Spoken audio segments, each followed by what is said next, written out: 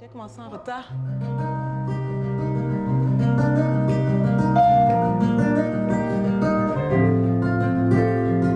Ayana, on a garanti.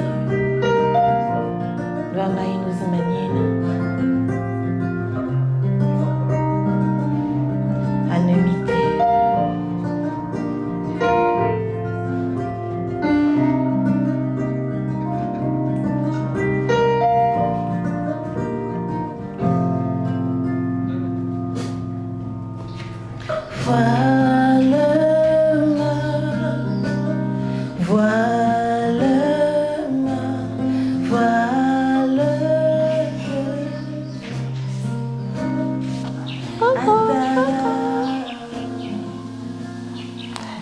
Te changer. Qui va te changer? Qui? Tu vas te changer à quelle heure? 18h.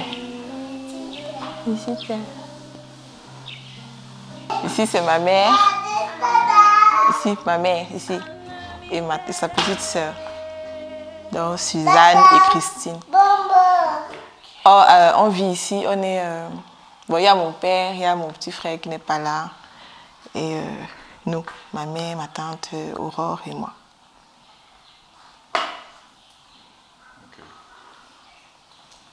Et moi, il m'appelle Aurore.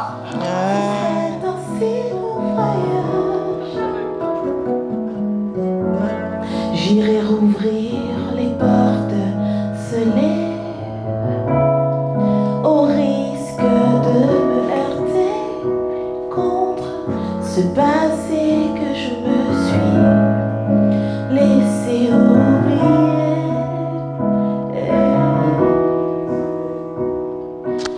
Quand j'étais petite, je ne chantais pas vraiment. Je chantais même pas. Je ne chantais pas, je dessinais. Je n'étais pas très bavarde. Je ne jouais pas beaucoup, donc j'ai passé les journées peut-être à dessiner sur la table basse. Ou bon, j'aimais la musique parce que mon père écoutait beaucoup de musique et il écoute beaucoup de musique. Mais c'est pas pour autant que je m'intéressais à la chanson. Voilà. Et puis c'est plus tard au collège que j'ai essayé d'abord d'intégrer la chorale, ça n'a pas fonctionné. Parfois, je me demande pourquoi, mais je ne suis pas sûre que j'ai trouvé la réponse. Mais j'ai abandonné l'initiative d'aller à la chorale du collège. Et bon, je crois que ça, c'était en 6e. Après, il y a eu une deuxième tentative en 4e.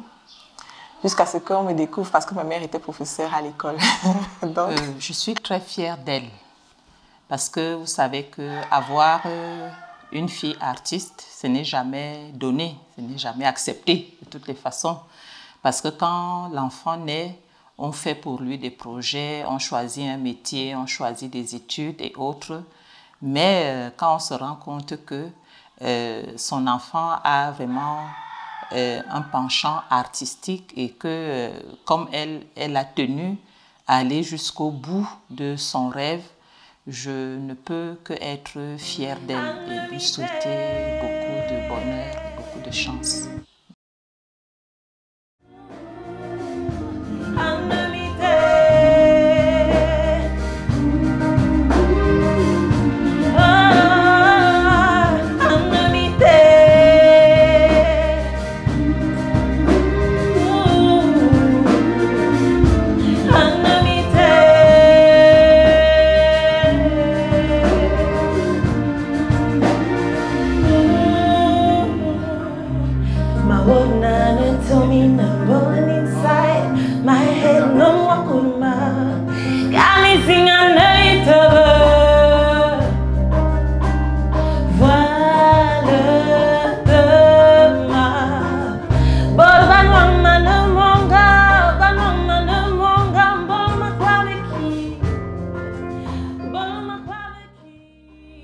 Bon, avec le temps, je suis vraiment imposé mes rêves et mes objectifs. J'ai su vraiment les imposer et déjà à la base, je ne suis pas quelqu'un de très... Comment je vais dire ça? Je ne suis pas quelqu'un de très... C'est un mot... C'est-à-dire, je ne suis pas brutale. mais je suis obstinée. Du coup, j'ai réussi à imposer cette volonté de faire dans la musique. Et je fais des preuves. J'ai toujours tout fait pour montrer à ma famille que je fais la musique pas parce que c'est un passe-temps, mais parce que c'est pour ça que c'est pour ça que j'existe, quoi. Je l'ai envoyée à l'université pour s'inscrire en bilingue. Alors, elle s'est inscrite en art et spectacle. Bon, elle ne me l'a pas dit sur le moment. C'est bien tard que j'ai découvert qu'elle n'était pas en lettres bilingues, comme je l'avais souhaité.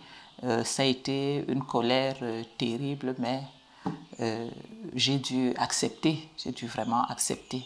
Chaque parent aimerait que son enfant soit un cadre dans la République, mais Caroline nous a dit qu'elle faisait la musique. Ça nous a un peu refroidi, mais bon, c'était son choix. On était obligé de s'incliner.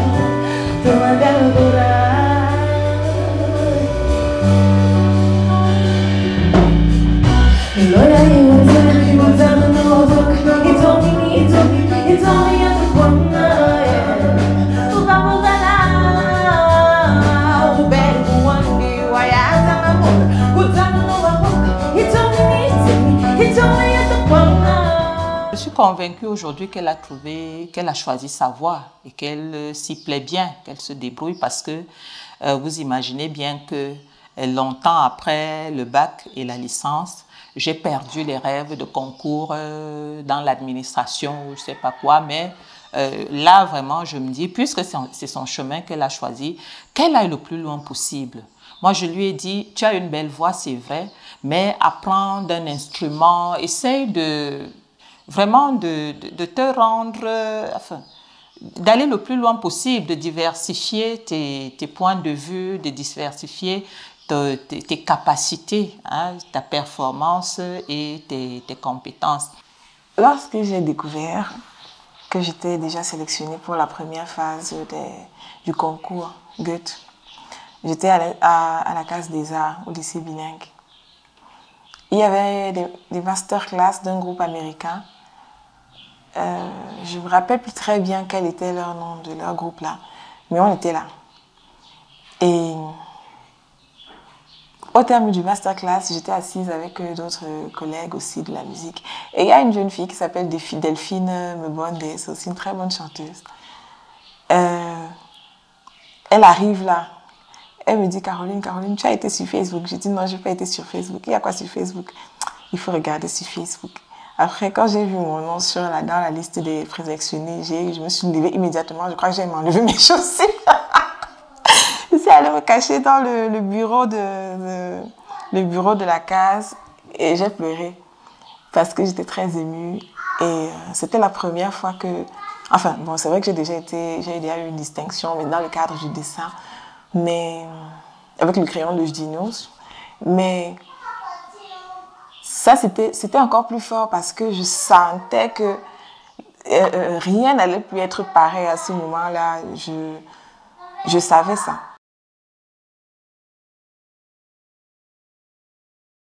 Elle était à l'école primaire et puis un matin, elle vient nous dire « Maman, on a fait un concours de dessin à l'école. » Bon, comme d'habitude, vous savez, les mauvais parents qui ne savent pas que leurs enfants sont artistes.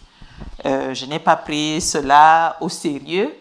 Et puis, elle a continué à ne pas rentrer tôt les mercredis, à y aller les samedis, en me disant que c'était des ateliers de dessin. Et elle a gagné.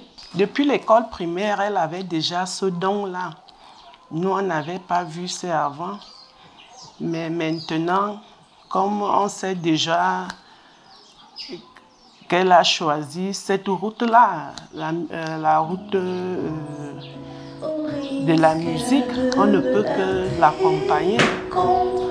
Ce passé que je me suis laissé oublier.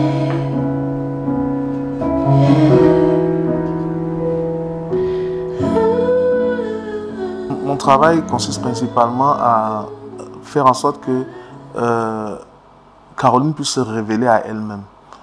Le travail de coaching, c'est un travail qui est très sensible dans la mesure où il ne faudrait pas que ma personnalité se reflète sur Caroline, auquel cas je serais en train d'échouer, je serais en train de faire un clone. Par contre, le plus compliqué, c'est souvent, lorsqu'on a affaire à un artiste, de lui dire « Parle-nous vraiment de qui tu es ».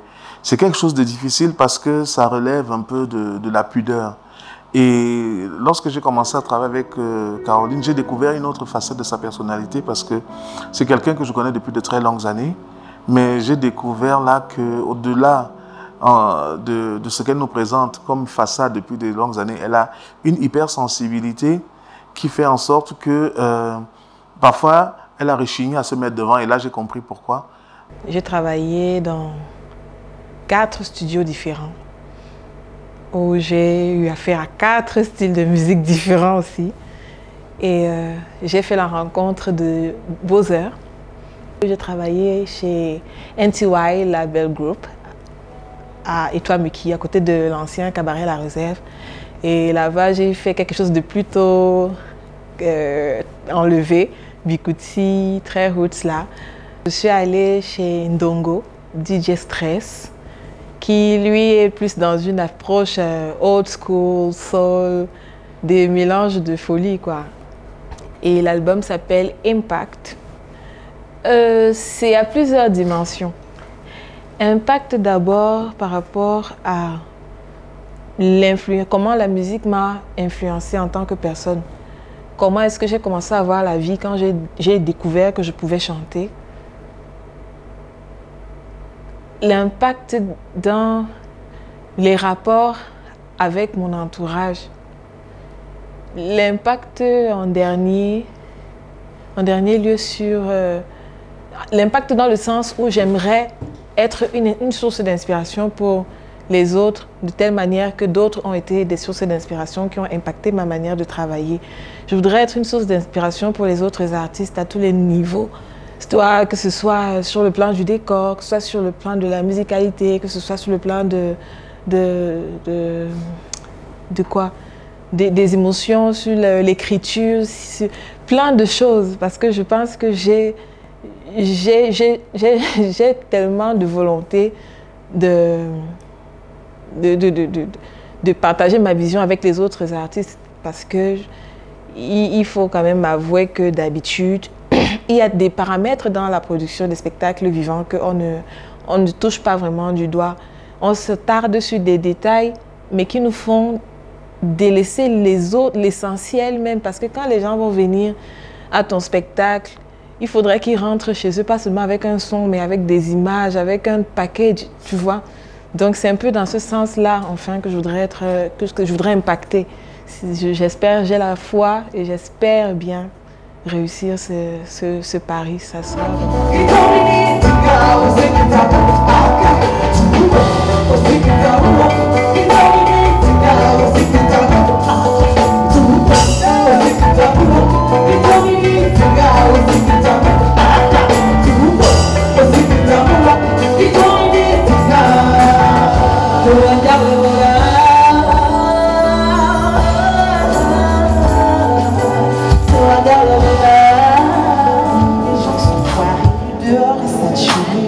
Je suis fatiguée, passe-moi, j'ai besoin d'un bon